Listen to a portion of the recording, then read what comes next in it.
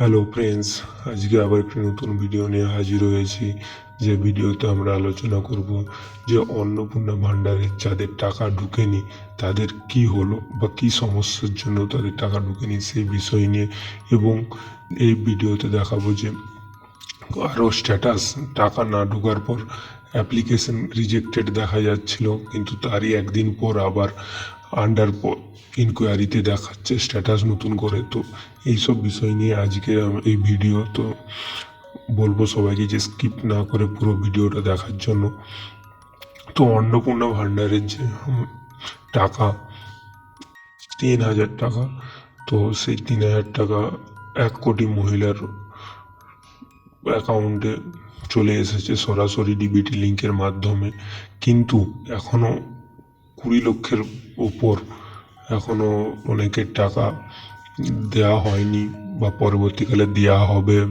এবং এছাড়াও এখনও কতজন অ্যাপ্লাই করেনি সেরকমও রয়েছে। তো অনেকে অ্যাপ্লাই করার পরেও তাদের দেখা যাচ্ছিল অ্যাপ্লিকেশান রিজেক্টেড, কিন্তু কোনো কারণ লেখা ওঠেনি যে কেন রিজেক্ট করা হয়েছে।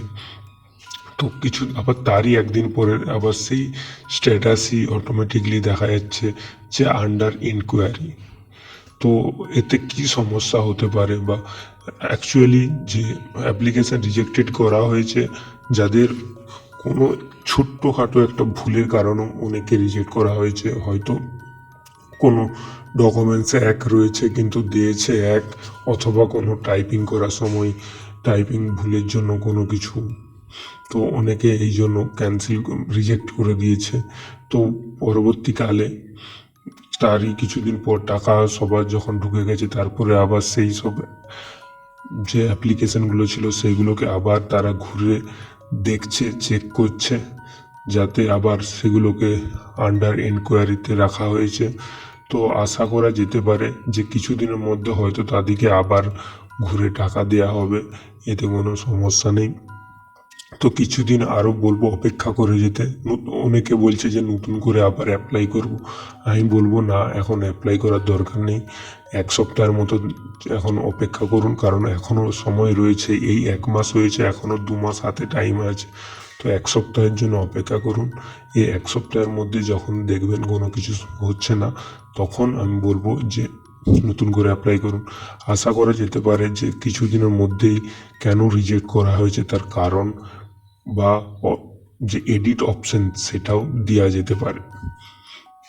আর কোনো রকমে যদি কিছু মনে সন্দেহ রয়ে যায়, আমি বলবো যে বিডিও অফিস অথবা যে পঞ্চায়েত অফিসে যেখানে কাগজ জমা দেওয়া হয়েছিল, তো সেখানে যে কিছু জানার থাকলে জেনে নিন, বা কোনো সমস্যা থাকলে যদি ওখানেই যদি রিজেক্ট করে দিয়ে থাকে, বা তখন সেখান থেকেই তুমি তোমার প্রশ্নের উত্তর পেয়ে যাবে।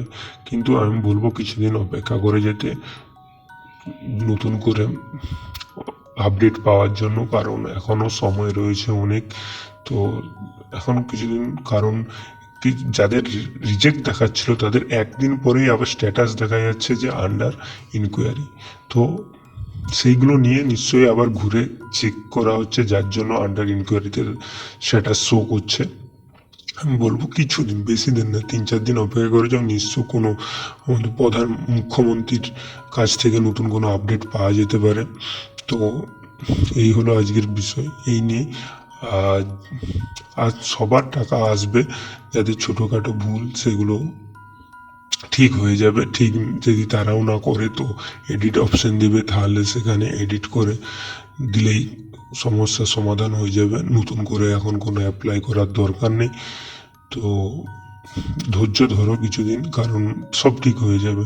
কারণ যে আমাদের 3,000 টাকা করে দেওয়া আমাদের মুখ্যমন্ত্রী বলেছেন সকলকে দেওয়া হবে, তো সবাইকেই দেওয়া হবে, তাতে কোনো সমস্যা নেই। শুধু ছোটোখাটো ভুল, কারণ ছোটোখাটো ভুল কম্পিউটারে টাইপিং করার সময় অনেক ক্ষেত্রে হয়েও যেতে পারে, কারণ যে কম্পিউটার সেন্টার যেভাবে তাড়াতাড়ি করে টাইপ করছে কিছুদিনের মধ্যে সবার ফর্ম ফিল আপ করার জন্য, তো সেখানে ছোটোখাটো ভুল হতেও পারে, অথবা কোনো ডকুমেন্টসের সাথে ম্যাচ করছে না, তখনও এই ছোট্ট ভুল হতে পারে। আজ এইটুকুই, দেখা হবে নেক্সট ভিডিওতে।